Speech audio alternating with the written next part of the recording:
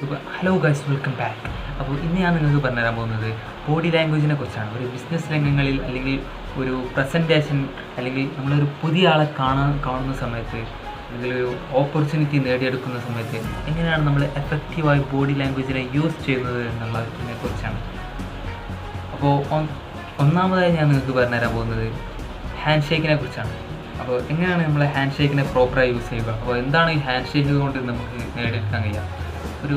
ഒരാൾ hand shake ചെയ്യുമ്പോൾ ആദ്യം നമ്മൾ ശ്രദ്ധിക്കേണ്ടത് എന്താ വെച്ചാൽ നിന്നുകൊണ്ട് നമ്മൾ ഹാൻഡ് ഷേക്ക് ചെയ്യണം. ഒരാൾ ഹാൻഡ് ഷേക്ക് ചെയ്യുന്ന സമയത്ത് നമ്മൾ എഴുന്നേറ്റ് നിന്ന് നമ്മൾ ഇരിക്കുന്ന സ്ഥലത്ത് എഴുന്നേറ്റ് നിന്ന് വളരെ ഫേമായി സ്ട്രോങ് ആയി ഹാൻഡ് ഷേക്ക് ചെയ്യുക. ഇങ്ങനെ ചെയ്യുന്ന ഹാൻഡ് ഷേക്കിന് ഒരു ബിസിനസ് രംഗങ്ങളിലായാലും ഒരു പുതിയ ആളെ മീറ്റ് ചെയ്യുമ്പോഴും അല്ലെങ്കിൽ ഒരു പുതിയ ഓപ്പർച്യൂണിറ്റിയെ നമ്മൾ മീറ്റ് ചെയ്യുന്ന സമയത്തും നമുക്ക് വലിയ ഒരു ബെസ്റ്റ് ഇംപ്രഷൻ നമുക്ക് അവിടെ നേടിയെടുക്കാൻ കഴിയുന്നതാണ്. ഇനി രണ്ടാമത്തെ പോയിൻ്റ് എന്താണെന്ന് വെച്ചാൽ ഐ കോണ്ടാക്റ്റ് ആണ്. അപ്പോൾ എന്താണ് നമ്മൾ ഐ കോണ്ടാക്റ്റ്? നമുക്ക് എല്ലാവർക്കും അറിയാം, ഐ കോണ്ടാക്റ്റ് ഒരാൾ കമ്മ്യൂണിക്കേഷനിൽ ഒരു വലിയ റോൾ തന്നെ വഹിക്കുന്നുണ്ട്. അപ്പോൾ എങ്ങനെയാണ് ഒരു ബെസ്റ്റ് ആയിട്ടുള്ള ഒരു ഐ കോണ്ടാക്റ്റ് നമുക്ക് നേടിയെടുക്കാൻ കഴിയുക? എന്താണ് ഐ കോണ്ടാക്റ്റ് കൊണ്ട് ഇത്രമാത്രം പ്രാധാന്യം? കോണ്ടാക്റ്റിൽ നമ്മൾ ആദ്യം ശ്രദ്ധിക്കേണ്ടത് നമ്മൾ ആളുടെ ഒരു സംസാരിക്കുന്ന സമയത്ത് നമ്മൾ മുഖത്ത് നോക്കുക എന്നുള്ള കാര്യമാണ്. നമ്മൾ അധികം പ്രയാസപ്പെട്ട് തുറിച്ച് നോക്കേണ്ട ഒരു ആവശ്യം നമ്മൾ ഇവിടെ ഇല്ല. നമ്മൾ സിമ്പിളായി സംസാരിക്കുന്ന സമയത്ത് മുഖത്ത് നോക്കുക. സംസാരം കഴിഞ്ഞ ശേഷം ഒരു സെക്കൻഡ് അവിടെ നോക്കിയതിന് ശേഷം കണ്ണു തിരിക്കുക എന്ന് പറഞ്ഞതാണ്. ഇത് ഒരു സിമ്പിളായിട്ടുള്ള ഐ കോണ്ടാക്ട് മെത്തേഡാണ്. ഇനിയും ഒരുപാട് ഐ കോണ്ടാക്ട് മെത്തേഡുകൾ നമ്മുടെ ഓൺലൈനിൽ അവൈലബിൾ ആണ്. നിങ്ങൾക്ക് ആവശ്യമുണ്ടെങ്കിൽ ഞാൻ നിങ്ങൾക്ക് എളുപ്പത്തിൽ നിങ്ങൾക്ക് പറഞ്ഞു തരാം. മൂന്നാമത്തെ കാര്യം എന്താണെന്ന് വെച്ചാൽ നമ്മുടെ ശരീരത്തിനെയും മൈൻഡിനെയും കാമായി കീപ്പ് ചെയ്യുക എന്ന് പറഞ്ഞ കാര്യമാണ്.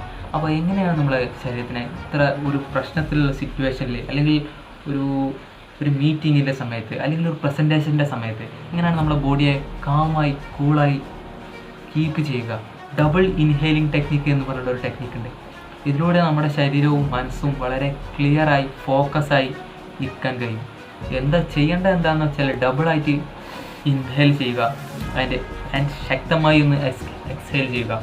ഇതിലൂടെ നമ്മുടെ മൈൻഡും ബോഡിയും ഷാർപ്പായി നിങ്ങളുടെ കോൺവെർസേഷൻ ആയാലും അല്ലെങ്കിൽ നിങ്ങളുടെ മീറ്റിംഗ് ആയാലും അല്ലെങ്കിൽ നിങ്ങളുടെ പ്രസൻറ്റേഷൻ ആയാലും മുന്നോട്ട് പോകാൻ സഹായിക്കുന്നു. ഞാൻ നിങ്ങൾക്ക് നാലാമത്തെ കാര്യമാണ് പറഞ്ഞുതരാൻ പോകുന്നത്. അപ്പോൾ നാലാമത്തെ കാര്യം നമ്മളെ കൈയാണ്. നമ്മളെ കൈ നമ്മളെ എങ്ങനെയാണ് ഒരു പ്രസൻറ്റേഷൻ്റെ സമയത്ത് അല്ലെങ്കിൽ ഒരാളോട് സംസാരിക്കുന്ന സമയത്ത് എങ്ങനെയാണ് അതിൻ്റെ എവിടെയാണ് അതിൻ്റെ പൊസിഷൻ വെക്കൽ? നമ്മൾ കുറച്ചേരം ഇവിടെ വെക്കും പല സ്ഥലത്തും വെക്കാൻ നമുക്ക് ഒരു വെപ്രാളം ഉണ്ടാവും, ഒരു നെർവസ്നെസ് ഉണ്ടാവും. അപ്പോൾ നമ്മൾ എന്താണ് ഇതിന് ചെയ്യേണ്ടത്? അപ്പോൾ നമുക്ക് എല്ലാവർക്കും അറിയാം, വലിയ വലിയ പ്രാസംഗികന്മാർ ഇതിനെ വൈഡായിട്ട് വിശാലമായ ഹാൻഡ് ഗസ്റ്റേഴ്സ് ഉപയോഗിക്കുന്നത്. അപ്പോൾ നമ്മൾ വിചാരിക്കും നമ്മളെ കൊണ്ട് ഇതൊന്നും പറ്റൂല, അല്ലെങ്കിൽ ഇതൊക്കെ വളരെ പ്രയാസം, എങ്ങനെയാണ് ഇതിനെ എളുപ്പത്തിൽ നമുക്ക് ഉപയോഗിക്കാൻ കഴിയുക? അപ്പോൾ സത്യാവസ്ഥ എന്താണെന്ന് വെച്ചാൽ നമ്മളെ കൈ ഇങ്ങനെ മലർത്തി വെക്കുന്ന സമയത്ത് നമ്മളെ മെൻ്റലി ഒരു ഈസിനെസ് ഫീൽ ചെയ്യുന്നതാണ്, ഒരു എളുപ്പം, സംസാരിക്കാനൊരു എളുപ്പം. അപ്പോൾ നിങ്ങളിതൊരു പ്രാക്ടീസാക്കി എടുക്കുകയാണെങ്കിൽ നിങ്ങൾക്ക് മനസ്സിലായി വരുന്നതാണ്. ഒരു വ്യക്തിയോട് സംസാരിക്കുന്ന സമയത്ത് നമ്മളിതിന് ജസ്റ്റ് ഒരു കൈ കീശയിൽ വെച്ച് ഒരൊറ്റ കൈ കൊണ്ട് നമ്മൾ ചെയ്താൽ മതി. അല്ലെങ്കിൽ എപ്പോഴും ഇതിങ്ങനെ ഓവറായി തിരിക്കണ ആവശ്യമില്ല. അഞ്ചാമതായി ഞാൻ നിങ്ങൾക്ക് പറഞ്ഞുതരാൻ പോകുന്നത് എങ്ങനെയാണ് നമ്മളൊരു കൂട്ടത്തിൽ നിൽക്കുന്ന സമയത്ത് അല്ലെങ്കിൽ നമ്മൾ ചങ്ങായിമാരൊക്കെ ഒപ്പം ഉണ്ടാകുമ്പോൾ നമ്മൾ ഈ ബോഡി ലാംഗ്വേജ് നമുക്ക് ആലോചിക്കുക പോലും ഇല്ല. കാരണം നമ്മളെപ്പോഴും ഫ്രീ ആയിരിക്കും, നമ്മളെപ്പോഴും കോൺഫിഡൻ്റ് ആയിരിക്കും, നമുക്ക് എങ്ങനെ വേണമെങ്കിലും സംസാരിക്കും.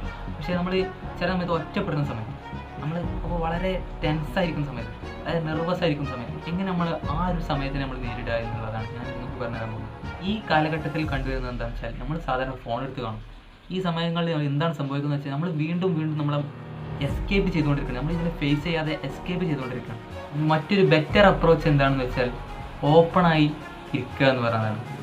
അതായത് ഓപ്പൺ മൈൻഡഡ് ആയിട്ട് ഇരിക്കുക എന്ന് പറഞ്ഞാൽ നമ്മളെ ബോഡി എപ്പോഴും വിശാലമായി, നമ്മളെ മനസ്സെപ്പോഴും പ്രസൻ്റായി ഇരിക്കുക എന്ന് പറഞ്ഞതാണ് ഓപ്പൺ മൈൻഡഡ് കൊണ്ട് ഉദ്ദേശിക്കുന്നത്.